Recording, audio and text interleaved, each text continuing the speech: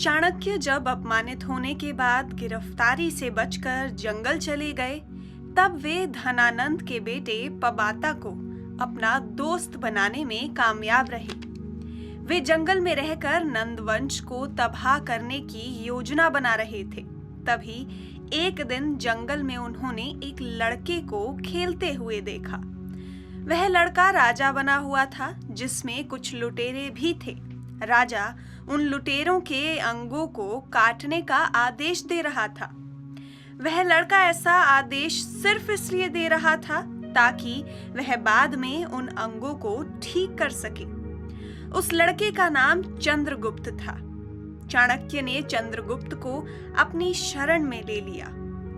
अब धनानंद को हटाकर उसकी जगह राजा बनाने के लिए चाणक्य के पास दो विकल्प थे, एक पबाता और एक चंद्रगुप्त।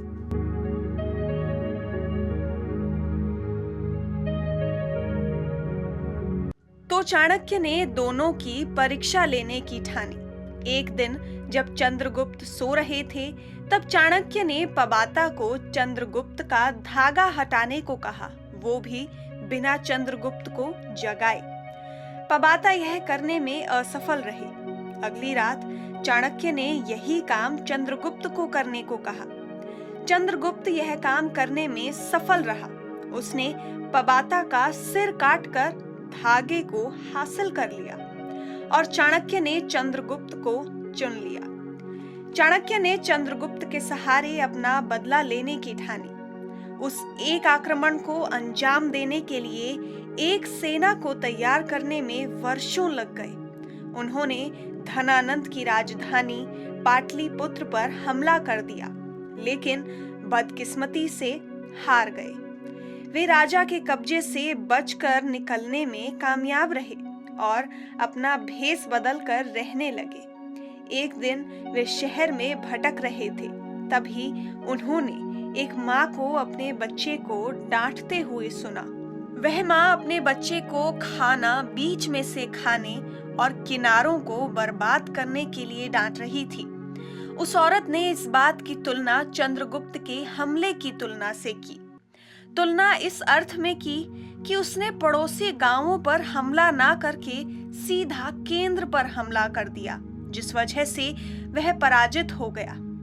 यह बात सुनकर चंद्रगुप्त को एक सबक मिला। सबक सीखकर उन्होंने सही तरीका अपनाया और पहले राजधानी शहर के आसपास के क्षेत्रों पर कब्जा कर लिया। जल्द ही उन्होंने अपनी सेना के साथ पाटलिपुत्र की ओर प्रस्थान किया और धनानंद को उखाड़ फेंका। वहां जाकर चंद्रगुप्त को राजा नियुक्त किया गया और फिर चाणक्य ने एक मछुआरे को धनानंद के खजाने के स्थान को प्रकट करने के लिए राजी कर लिया और खजाने का पता चल जाने के बाद मछुआरे को मार डाला। इसके बाद उनका बदला पूरा हो गया।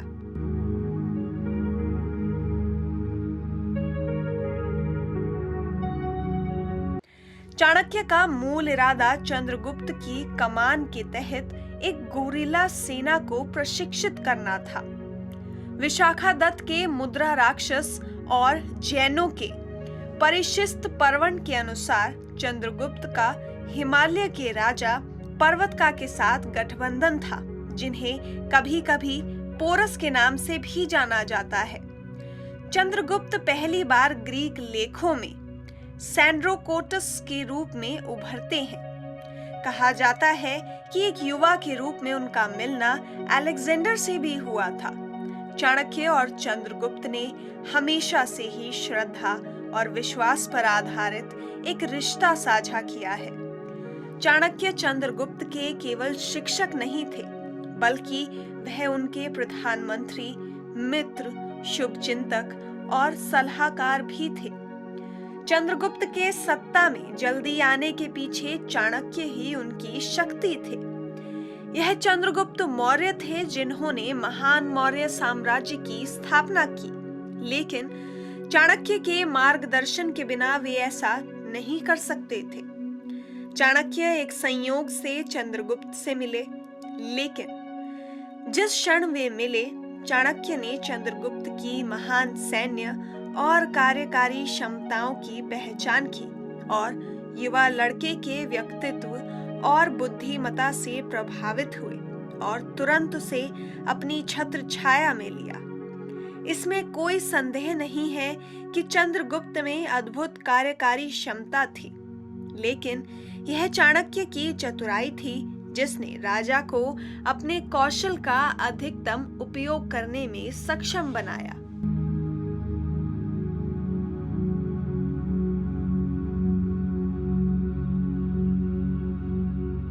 चंद्रगुप्त मौर्य साम्राज्य का एक प्रख्यात शासक था। उन्होंने सफलतापूर्वक भारतीय उपमहाद्वीप के अधिकांश भाग पर विजय प्राप्त की और माना जाता है कि वह पहले ऐसे राजा थे जिन्होंने भारत का एकीकरण किया।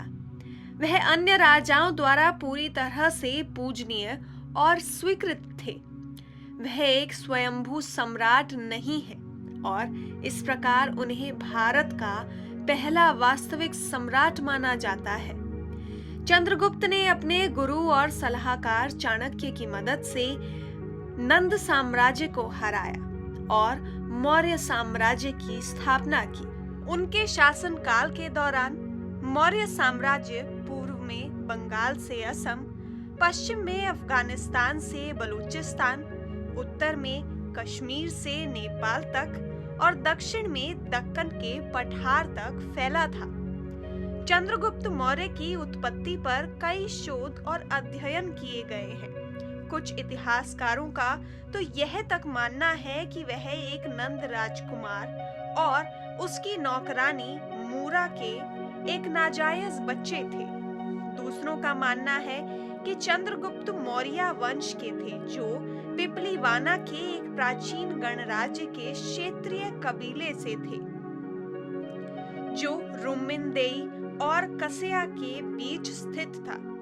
मौर्य साम्राज्य अपने इंजीनियरिंग चमत्कारों जैसे मंदिरों, सिंचाई, जलाशयों, सड़कों और खानों के लिए जाना जाता था। चूंकि चंद्रगुप्त मौर्य जलमार्ग के बहुत बड़े प्रशंसक नहीं थे, इसलिए परिवहन का उनका मुख्य साधन सड़क मार्ग था।